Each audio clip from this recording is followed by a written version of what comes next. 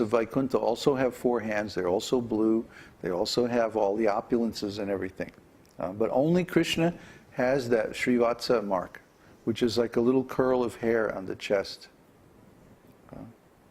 Special little thing.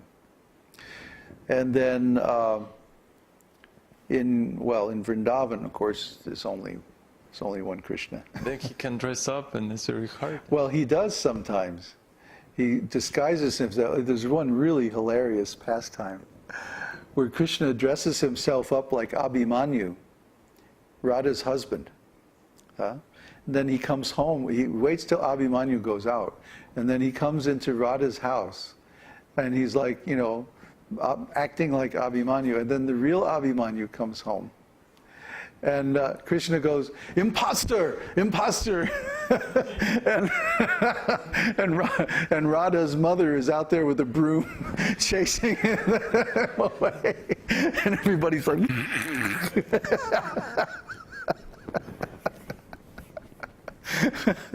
oh, this is Krishna.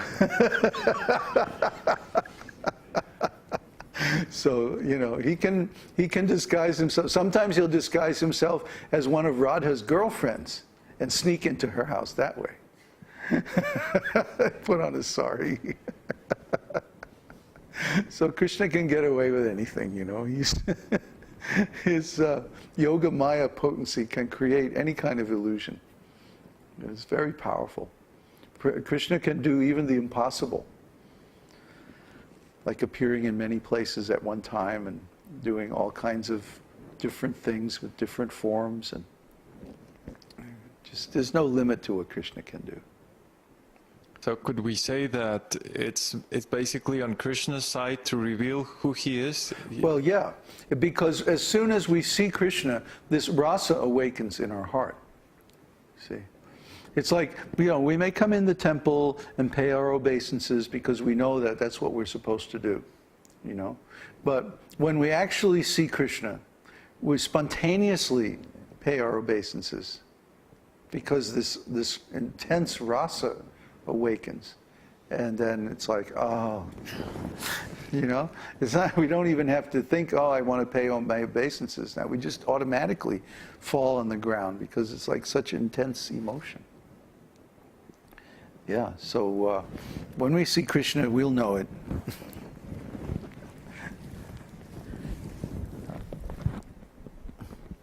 More questions?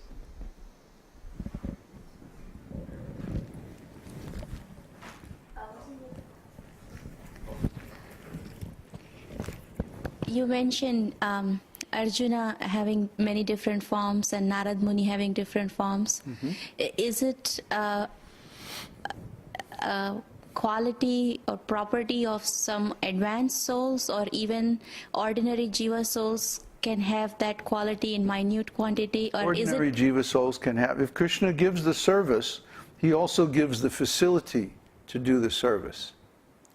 Even if it means the extra intelligence of how to manage several forms simultaneously. I mean, after all, he's managing millions of forms simultaneously, so he could easily give the jiva the intelligence to manage multiple forms.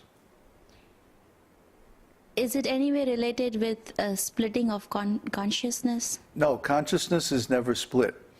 Or only in material consciousness is our consciousness split.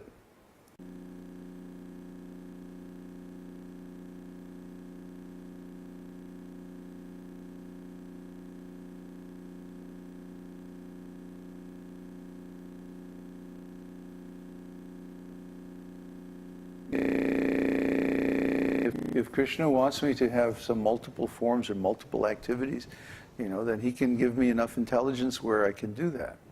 I don't have to split my consciousness.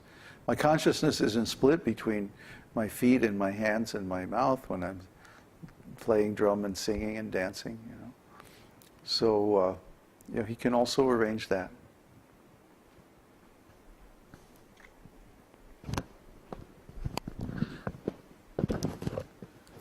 So, Going back to the quality of souls being born in Kali Yuga. I can't hear you, Teo. Going back to the quality of souls being born in Kali Yuga, if these souls do not make enough progress to attain liberation, or at least the higher planets, would they continue to incarnate all throughout the other yugas, or would they be stuck in Kali Yuga until... Even if they attain the higher planets, they'll still be reborn in the material universe.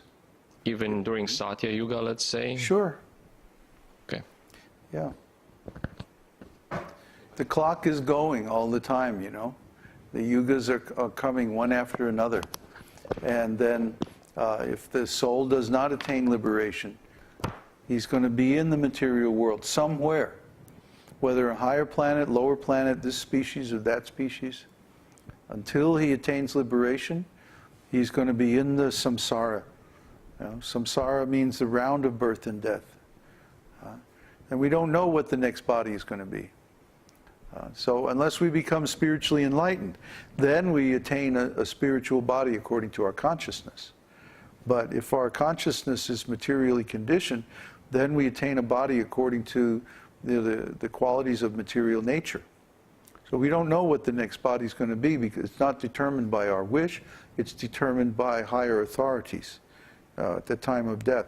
Prabhupada explains it's like, you know, those little green worms out in the garden that move like this, and then they'll four legs on the next branch, and then their hind legs will move over.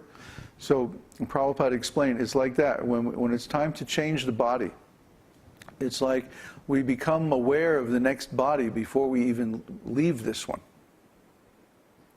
See? And then, and then at the time of actually leaving the body, then we change completely to the next body.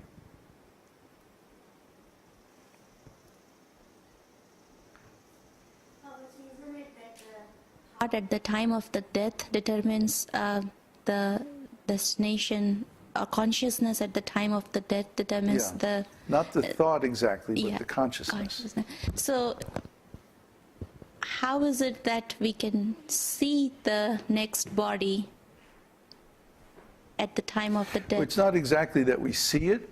But know about it. It's more or less that we are in that state of consciousness already. See, it's the state of consciousness, not the exact thoughts.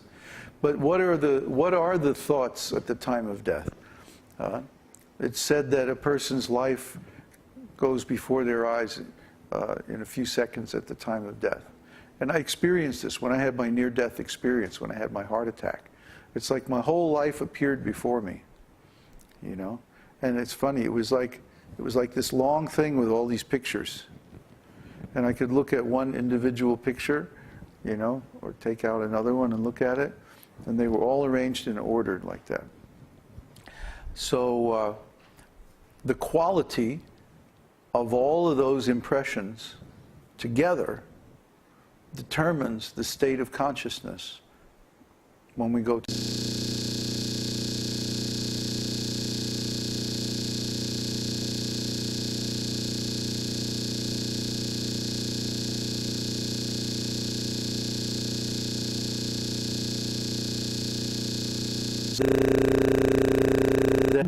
The sum total of those impressions of my life is going to give me a material existence in the next life. But if I spend my whole life performing spiritual activities, then the bulk of the impressions is going to be of spiritual quality, and I get a spiritual body in the next life. It's that simple. So we are creating the next body every minute of every day by the quality of the impressions that we take in. So that's why it is very, very highly recommended that from the beginning of life, we follow this sadhana and spiritual process and spiritual activities. That way, the average value or average quality of the impressions that we have from this life will be spiritual. You know, this idea of, oh, I'm going to do all my material work, and then when I retire, then I'll cultivate spiritual life and go to spiritual world. No, that's not going to work. Because by that time you've already acquired or accumulated so many material impressions. You see that in the last few years of life you won't be able to counteract all that. Plus, people develop habits. Habits, not only physical habits, but mental and emotional habits. So if you develop a habit of material work, and then at the very end of your life you try to change it, you won't be able to. There's a very instructive story in this regard, that once there was a king, and he was discussing with his guru exactly this question. He was saying, the guru was saying, no, you should perform spiritual activities along with your duties of managing the government and so on like that. And the king was saying, no, I want to concentrate on this material work now, and then at the end of life, I will do spiritual things and attain salvation. And the guru was saying, no, it doesn't work like that, you know. And so he said, I will arrange something to prove this. Okay? So